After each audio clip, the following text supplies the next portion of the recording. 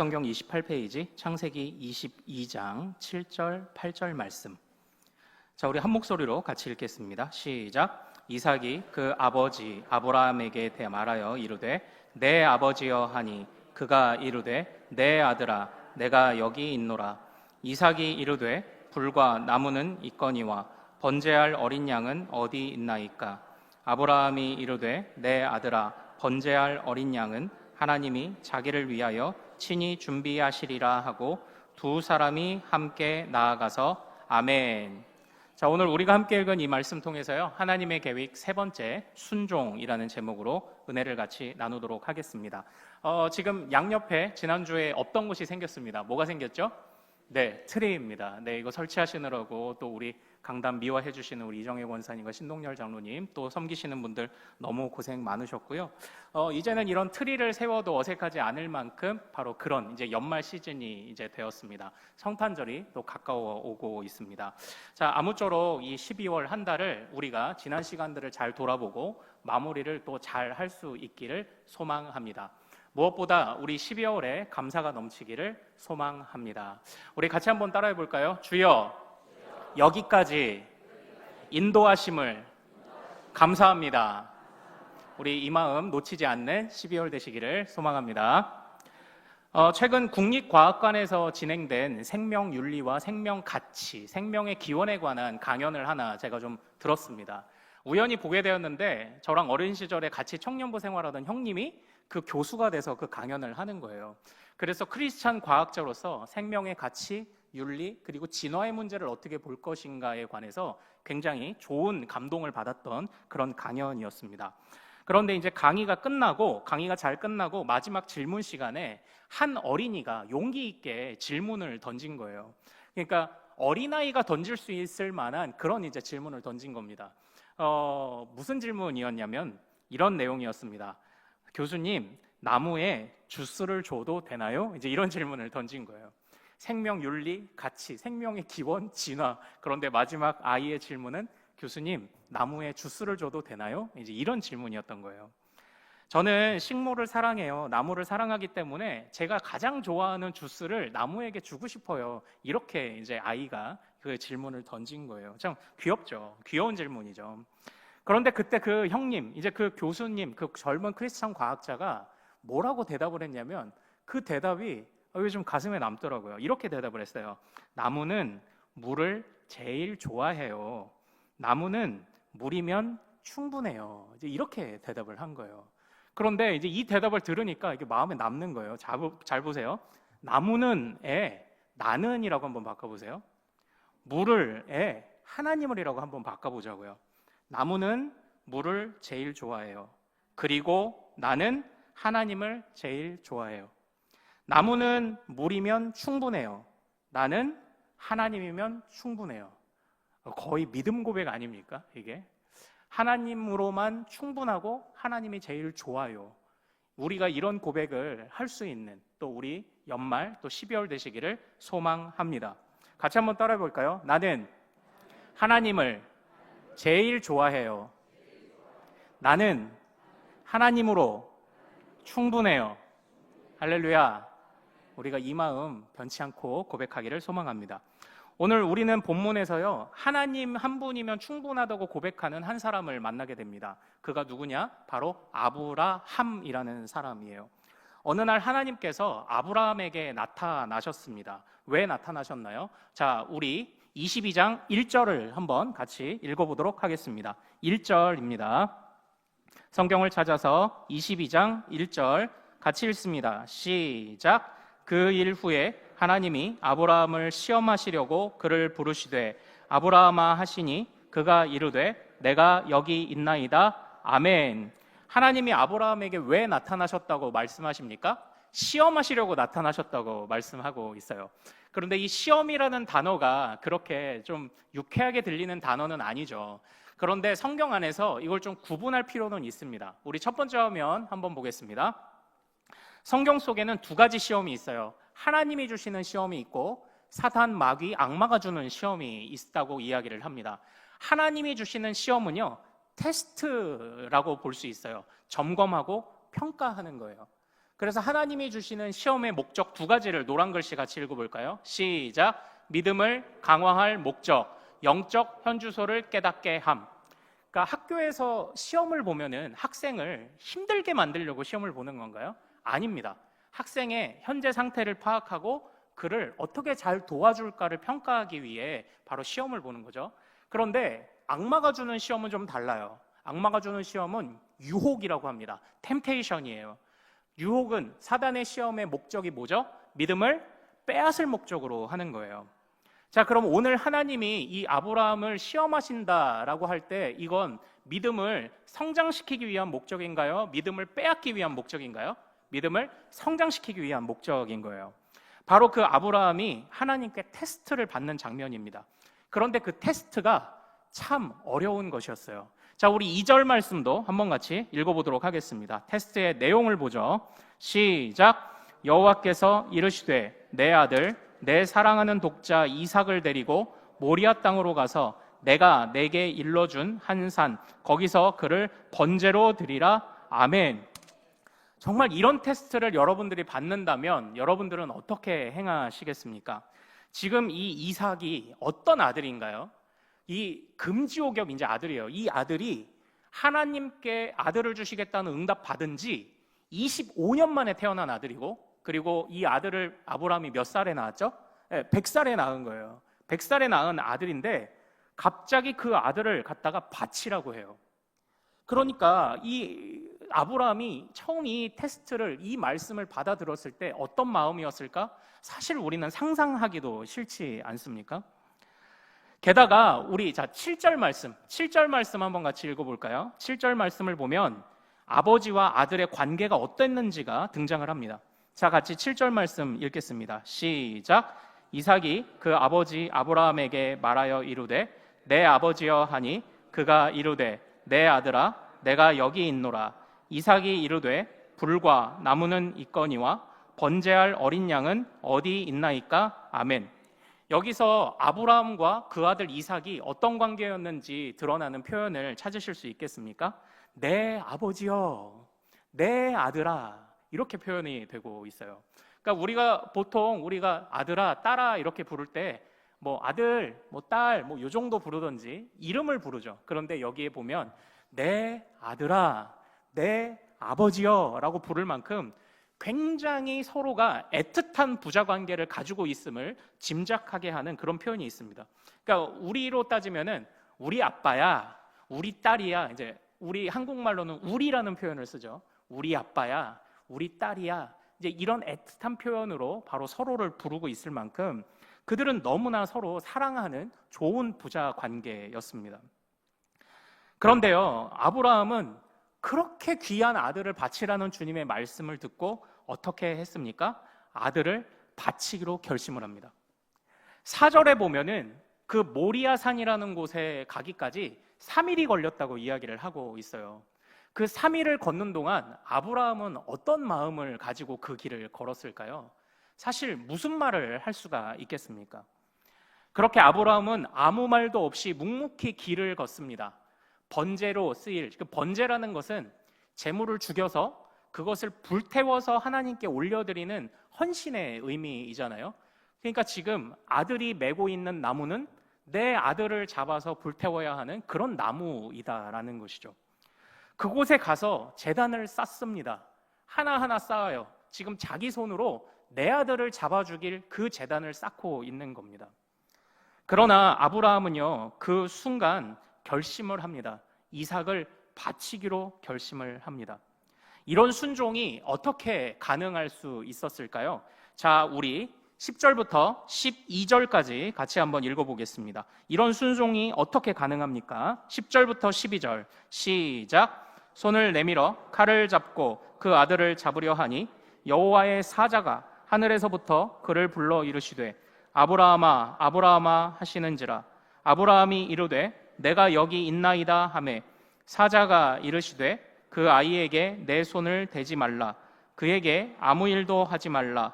내가 내 아들 내 독자까지도 내게 아끼지 아니하였으니 이제야 내가 하나님을 경외하는 줄을 아노라. 아멘. 이런 아브라함의 순종이 가능했던 이유를 지금 성경은 무엇이라고 이야기를 하고 있습니까? 바로 경외했다. 그가 하나님을 경외했다라는 것으로 이런 순종이 가능했음을 지금 이야기를 하고 있는 거예요. 그러니까 지금 아브라함을 하나님께 바치려고 하는 찰나에 하나님이 잠깐 내가 너의 마음을 알았으니, 그러니까 어떻게 된 거예요? 테스트를 통과한 거예요. 너의 마음을 알았으니 그 아이를 해치지 말아라. 그리고 하나님이 따로 올려드릴 양과 즉 제물을 준비해 주시지 않습니까? 그때 하나님이 아시게 된 건 뭐예요? 그러니까 하나님이 이 아브라함에게 원하셨던 건 뭐예요? 너 아들 바쳐, 너 양 바쳐. 그 아들 자체와 그 양 자체가 목적이셨나요? 아니요. 아브라함으로 하여금 하나님을 경외함으로 올려드리는 순종을 지금 주님이 원하셨음을 우리가 꼭 기억하시기를 소망합니다. 우리는 여기서 이 경외라는 것을 좀 한번 생각을 해봐야 합니다. 경외가 무엇일까요? 우리 화면 한번 보고 같이 읽습니다. 시작. 기본적인 의미는 두려워하다, 떨다이다. 하지만 이는 무서운 존재에 대한 공포감이 아니라 하나님의 주권과 영광을 인정하는 자가 가지는 거룩한 공경심을 말한다. 아멘. 우리는 여기서 중요한 신앙생활의 목표를 하나 보게 됩니다. 그것이 무엇입니까? 경외함에서 나오는 순종입니다. 경외함에서 나오는 순종, 거룩한 공경심을 하나님께 갖기를 원하시는, 하나님을 향하여 거룩한 공경심을 갖기를 원하시는 것, 이게 주님이 우리를 테스트하시는 이유라고 지금 이야기를 하고 있습니다. 하나님을 경외하며 하나님께 순종하자. 우리 같이 한번 따라해 볼까요? 하나님을 경외하며 하나님을 공경하며 하나님께 순종하자. 할렐루야. 우리가 이러한 신앙의 목표를 잃지 않으시기를 소망해요. 이렇게 아브라함에게 요구하셨던 이 경외로부터 나오는 순종은 앞으로 성경 모든 역사를 이루어가는데 중요한 핵심이 돼요. 우리 다음 화면 한번 좀 볼까요? 자, 우리 제목부터 같이 읽습니다. 시작. 경외와 순종, 축복의 시작. 그 산파들은 하나님을 경외하였으므로 하나님이 그들의 집안을 흥왕하게 하신지라. 아멘. 나중에 아브라함 자손이 커져요. 그리고 가뭄이 들었을 때 이집트 땅으로 잠깐 피신을 갑니다. 그런데 거기서 하나님이 은혜를 주셔서 민족이 번성을 하니까 이집트 사람들이 겁을 먹고 그들을 노예로 삼고 탄압하지 않습니까? 그래서 그때의 파라오 왕이, 바로 왕이 이스라엘의 그 산파들, 아이 받는 그 노파들을 불러서 그들에게 이야기합니다. 아들이 태어나면 다 죽여라. 이렇게 이야기를 한 거예요. 그런데 그때 이 파라오가 무서웠다면 이 히브리 산파들은 아이들을 죽였어야 하지만 이 히브리 산파들은 누구를 더 두려워했죠? 하나님을 더 두려워한 거예요. 거룩한 공경심에서 나오는 그 마음으로 그때 아기들을 살려주지 않습니까? 그때 주님이 그 산파들에게 어떤 일을 행하셨죠? 바로 그의 집안을 흥왕하게 하신지라. 여기서 이 흥왕이라는 거는요, 한번 그냥 일확천금을 한번 딱 주고 끝나는 걸 말하지 않아요. 성경 안에서 흥왕은 이제 이것이 그 신약으로 넘어가면 초대교회에 말씀이 자란다라는 표현, 말씀이 흥왕한다라는 표현인데, 그때 그 욱사노라는 단어는 그 현재 진행형을 의미하는 그런 표현입니다. 그래서 하나님의 그들을 향해서 주시는 복이, 그 가정을 향해서 주시는 복이 날마다 계속됐더라. 이걸 보여주는 게 바로 이 본문이에요. 그러니까 그게 어떻게 하나님 앞에 그 날마다 받는 복이 어디서 나왔다고요? 하나님을 향한 경외와 순종에서 나왔습니다. 자, 우리 다음 화면을 또 한번 볼까요? 자, 우리 제목부터 같이 읽습니다. 시작. 경외와 순종, 임재의 이유.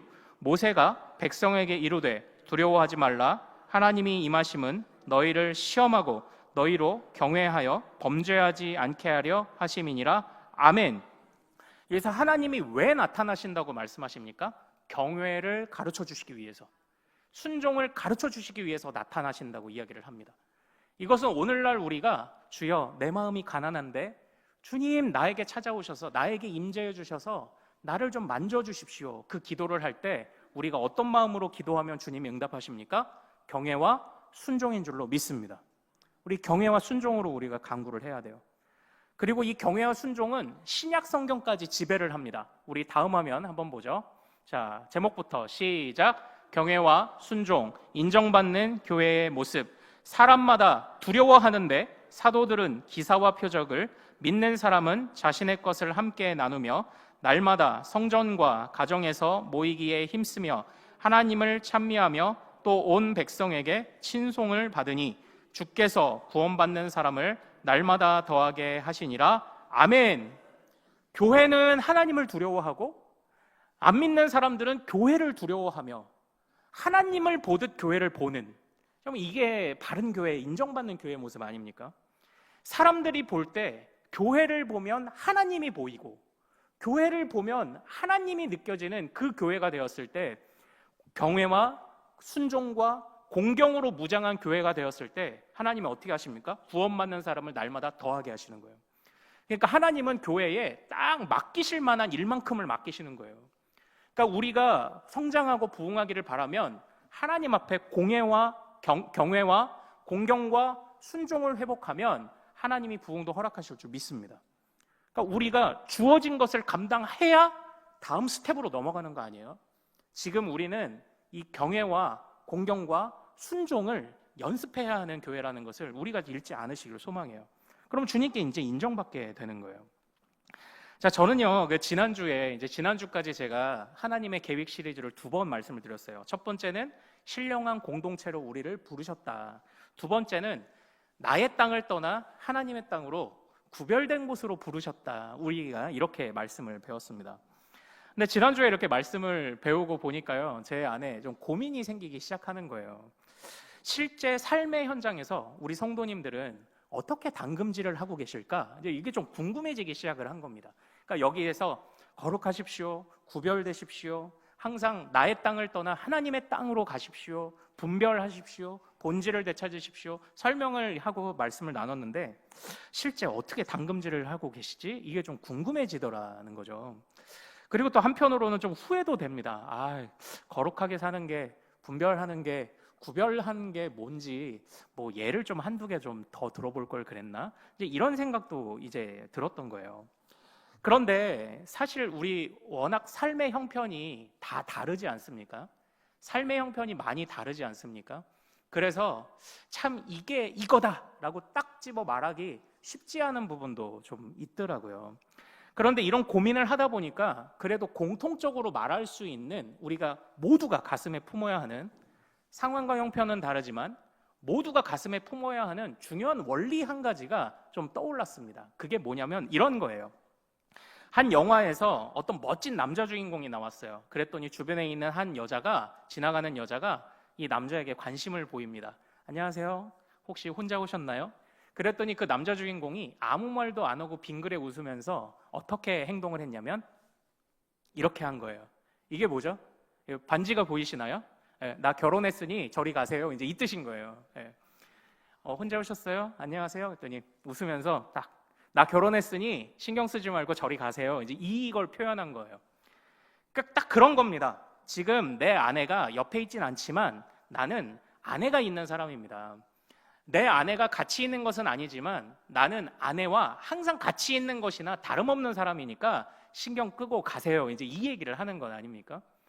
우리가 저마다 다양한 삶의 형편 속에서 우리는 저마다의 각자의 방식으로 고민하며 거룩과 구별된 삶을 담금질을 해야 돼요.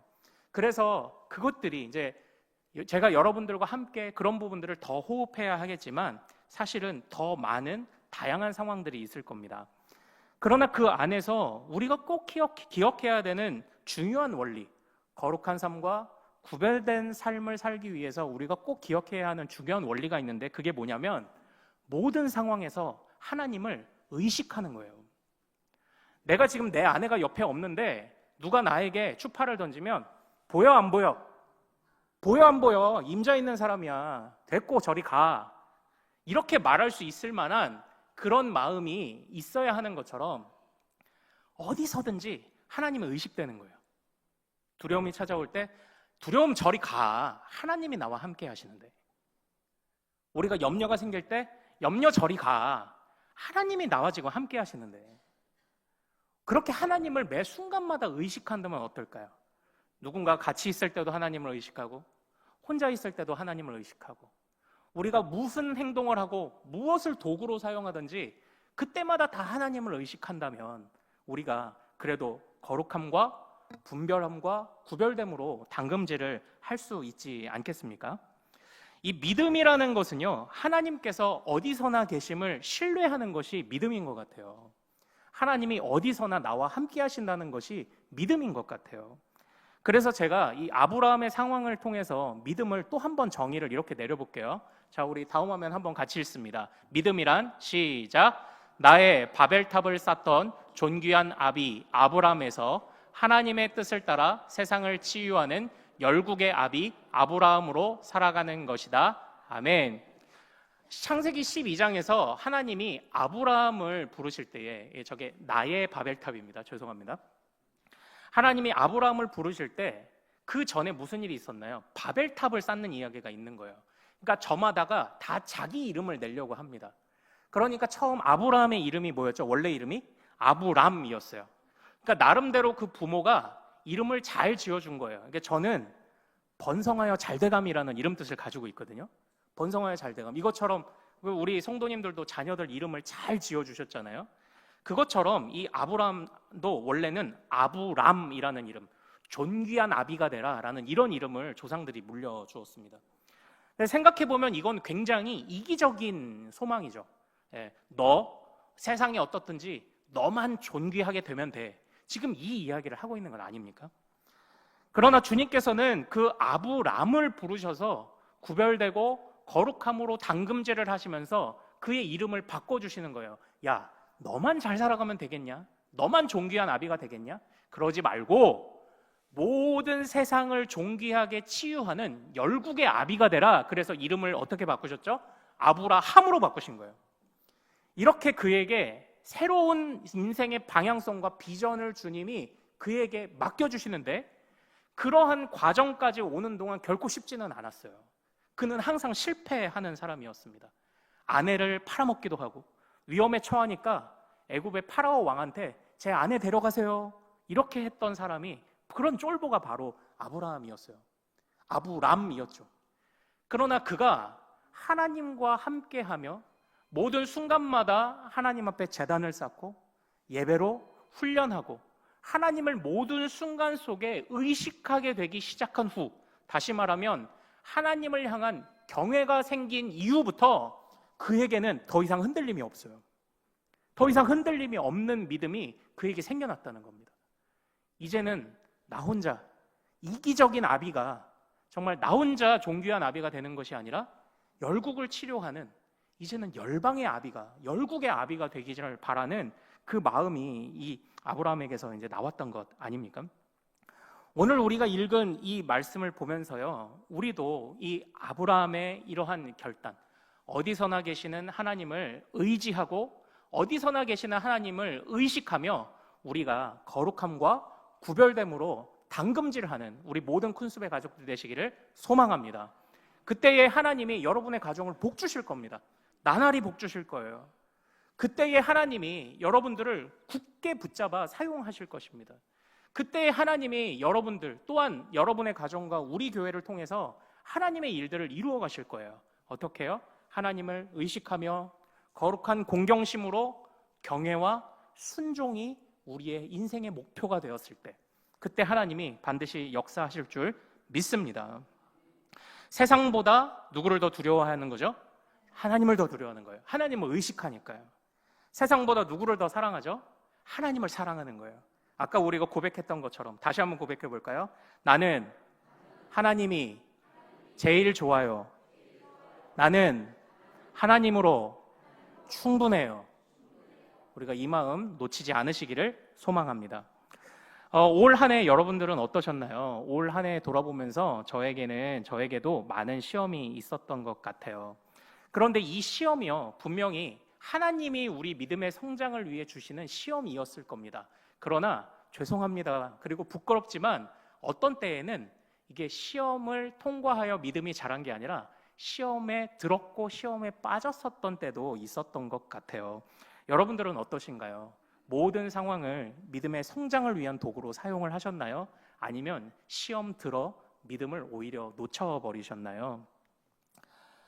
우리는 이걸 잘 분별을 해야 됩니다. 어떤 경우는 믿음의 성장을 이루기도 하지만 어떤 경우는 믿음을 깎아먹는 사단의 시험으로 바뀌어 버린 때도 분명히 있었을 거예요.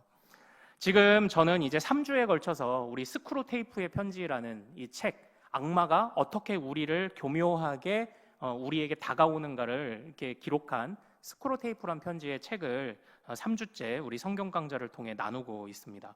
우리 교회 한 50여 분의 성도님들이 이 책을 구입하셨고 너무 감사하고, 그런데 이제 좀 읽기 조금 까다롭다는, 이게 풍자적이고 좀 우화적인 이야기라 조금 까다롭다는 말씀도 좀 들었는데요.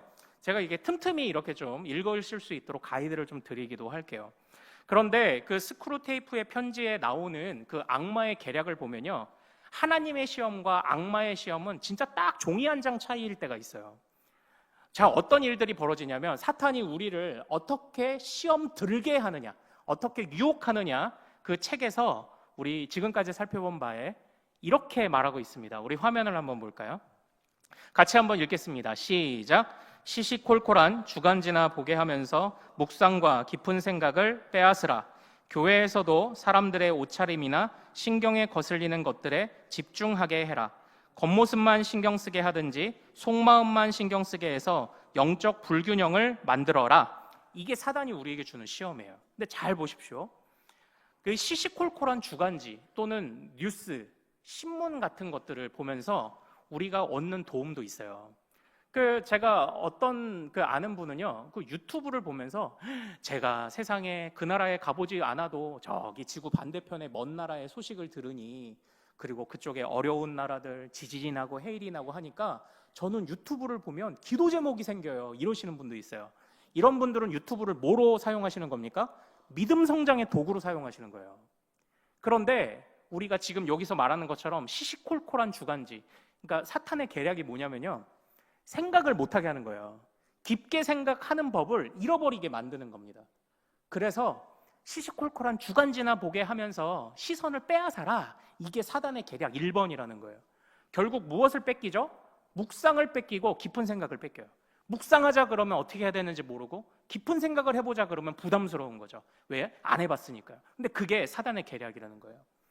그러니까 이 유튜브는 의의 도구가 되기도 하는데 이 사단의 계략 몇 시간이 그냥 훌쩍 가버리잖아요. 사단의 계략의 도구가 되기도 합니다.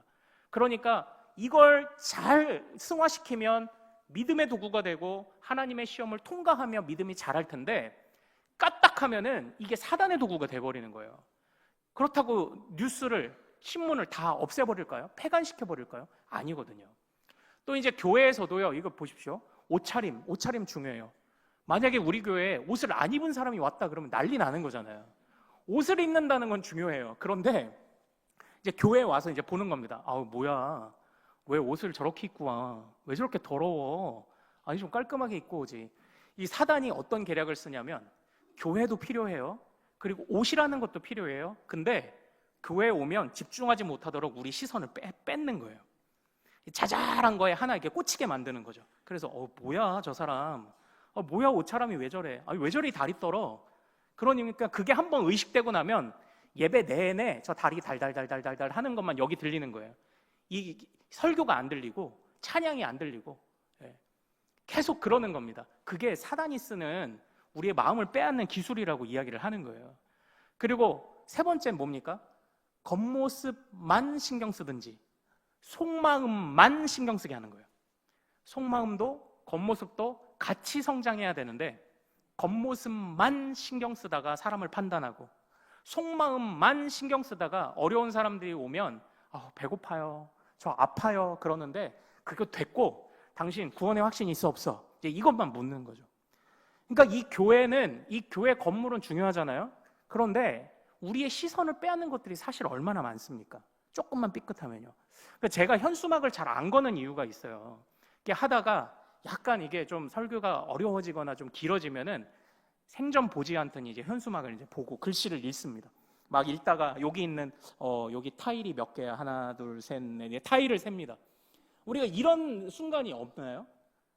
그런데 이 교회는 우리 믿음의 성장의 도구가 되기도 하지만 그러나 삐끗하면 여기 있는 타일 하나도 사단이 사용할 수 있는 도구가 됩니다.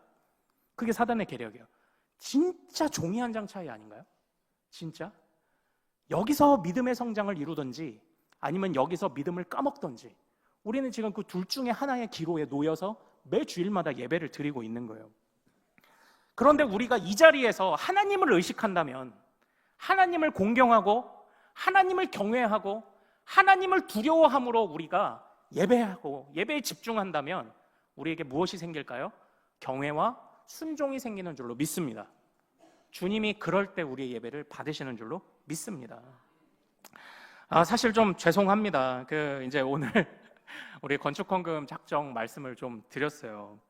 참 올해 이 초보 담임 목사에게 정말 어려운 문제들이 참 많았습니다. 그래서 참 저도 초반에 어떻게 할지 몰랐습니다. 건의를 하시는 분도 있고 하지 말자는 분도 있고 많이 의견이 좀 나뉘더라고요. 그런데 제가 결단을 한 이유가 있어요. 뭐냐면 이게 저의 부족함인데 죄송합니다만 우리의 재정적 어려움과 부족함이 가끔은 교회를 이끌어가는 것 같은 거예요. 저는 이제 우리 교회에 오면서 말씀과 기도, 본질과 분별, 제가 강조한 건 딱 이 네 가지예요. 말씀과 기도, 본질과 분별. 그런데 때로는 거기에 자꾸 제가 지는 거예요. 자꾸 거기에 져요. 어떻게 지냐면요, 핑계 대는 거예요. 저의 부족함이죠. 그래도 할 수 있는 걸 해야 되거든요. 그런데 핑계가 생겨요. 우리 교회는 이러니까, 우리 교회는 이러니까. 그래서요, 죄송합니다만 그래서 제가 좀 결단했습니다. 우리가 같이 한번 우리가 진짜 하나님 앞에 핑계 대지 않도록, 우리가 이 교회에 이끌어가는 방향성이 그게 돈이 우리를 이끌어가지 않도록 우리 정말 한번 우리 스스로 좀 단속해보자. 우리의 시선을 빼앗는 것들이 있으니까 그걸 한번 우리 좀 같이 한번 단속해보자. 제가 그런 마음이 들어서 그래서 제가 이걸 결단하게 되었습니다. 사실 좀 엉뚱한 상상을 좀 해보게 됩니다. 사랑하는 여러분, 오늘 시선을 빼앗기지 마세요. 집중하세요. 이게 믿음 성장을 위한 주님의 시험이 될 수도 있고 믿음을 갉아먹는 사단의 시험이 될 수도 있어요. 시선 빼앗기지 마세요. 그럴 수 있어요. 네, 괜찮습니다. 자, 그런데 엉뚱한 상상을 해보는 거예요. 무슨 상상이냐면 아브라함이 이삭을 바치지 않았다면 어떻게 됐을까요? 아브라함이 이삭을 바치지 않았다면 그래도 하나님은 여전히 아브라함을 붙잡으셨을 줄로 믿습니다. 왜 그러죠? 우리는 지금 하나님의 계획을 살펴보고 있어요. 하나님의 계획은 우리를 살리는 계획인 줄로 믿습니다. 하나님이 이때 아브라함이 이삭 안 바쳤다고 도망친다고 해서 하나님이 아브라함을 포기하셨을까요? 아니요. 하나님은 그를 살리시려는 계획을 가지고 그에게 이런 명령을 주신 거예요. 그러니까 1년을 돌아보니 믿음의 성장의 기회를 오히려 믿음을 깎아먹고 있었던 것은 아닌지 염려하는 때가 저에게도 있습니다. 아마 여러분에게도 있을 겁니다. 그래서 절실하게 느껴지는 기도가 있어요. 우리를 시험에 들게 하지 마옵시고 다만 어디에서? 악에서 구하옵소서. 와, 우리 예수님이 이래서 이 기도를 가르쳐 주셨구나. 제가 이제 이 마음이 듭니다. 사랑하는 여러분, 우리 이 12월 한 달에 그리고 앞으로 우리가 맞이할 2025년에 우리가 모든 순간 주님을 의식하며 살아갈 수 있기를 소망합니다. 주님을 향한 거룩한 공경과 경외와 순종이라는 목표를 향해서 우리가 항상 달려갈 수 있기를 소망합니다. 우리가 넘어질 때 있겠죠. 넘어질 때 있는데 주님은 우리를 향해서도 아브라함에게 주신 계획을 신실하게 이루어 주실 줄 믿습니다. 자, 우리 22장 8절, 우리 8절 말씀 같이 읽고 마치도록 하겠습니다. 창세기 22장 8절 말씀이에요. 자, 8절 같이 읽습니다. 시작. 아브라함이 이르되 내 아들아 번제할 어린 양은 하나님이 자기를 위하여 친히 준비하시리라 하고 두 사람이 함께 나아가서 아멘. 여기에서 주님의 거룩한 이름 하나가 드러나죠. 여호와 이레입니다. 준비하시는 여호와. 하나님이 우리를 위해서도 우리의 영적 성장과 주님을 경외하는 순종을 위해서 우리를 향해 선한 계획들을 다 준비하신 줄로 믿습니다. 그러므로 우리는 허리를 동이고 다시 한번 같이 기도하며 달려가는 주의 백성들 되시기를 소망합니다. 자, 우리 찬양하고 같이 기도하기를 원합니다. 주님, 참으로 내가 견고하게 살아가려 하나 안개가 나를 가리워 믿음의 성장의 기회에서 오히려 믿음을 깎아먹기도 했습니다. 하나님, 그러나 이런 나를 향해 주님이 살려주시는 계획을 가지고 계신 줄 믿습니다. 주여, 내가 다시 한번 모든 순간 주님을 의지하고 의식하고 주님을 경외하고 순종하는 백성 되기를 원하오니 도와주옵소서. 우리 같이 찬양하겠습니다.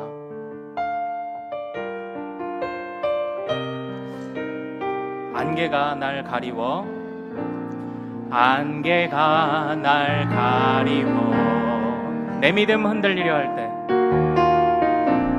내 믿음 흔들리려 할 때 나 주님께 나아가네. 주님은 산 같아서, 주님은 산 같아서 여전히 그 자리에 계셔, 여전히 그 자리에 계셔. 눈을 들며 보이리라 날 위한 그 사랑. 주는 나의 도움이시며 그의 계획 영원하시네. 주의 위엄 앞에, 주의 위엄 앞에 믿음으로 순종해 예배드리니. 주님께서 날 이끄시며 주가 항상 함께 하시네. 주의 사랑 안에, 주의 사랑 안에 믿음으로 순종해 예배드리니. 주는 나의 도움이시며 주의 계획 영원하시네. 주의 계획 영원하시네. 주의 위엄 앞에, 위엄 앞에 믿음으로 순종해 예배드리니. 주님께서 날 이끄시며 주가 항상 함께 하시네. 주가 항상 함께 하시네. 주의 사랑 안에, 주의 사랑 안에 믿음으로 순종해 예배드리니. 영원히 사랑하는 여러분, 우리 이 시간 같이 기도하기를 소망합니다. 나는 하나님이 제일 좋아요. 나는 하나님이면 충분해요. 참으로 우리가 모든 때에 이 마음으로 하나님을 의식하며 거룩을 연습하고 구별됨을 당금질하고 최종적으로 주님을 향한 경외와 순종으로 나아가기를 원합니다. 주님이 예비하셨습니다. 우리가 쓰러지는 그 순간에도 주님이 예비하실 것입니다. 주님이 우리를 흥왕하게 하실 것입니다. 한 번이 아니라 계속적으로 우리에게 복을 주실 것입니다. 우리 이 시간 하나님 앞에, 주여 내가 다시 한번 분연히 일어나 당금질 하겠나이다. 주여 내가 다시 한번 힘을 내어 주님 앞에 거룩을 연습하겠나이다. 주여 모든 악에서 나를 지키시고 시험에 들지 않도록 도와주옵소서. 우리의 시선이 주님께 고정되게 하옵소서. 사단에게 틈을 주지 않도록 도와주옵소서. 우리 주여 이름 크게 한번 부르며 같이 기도하겠습니다. 주여!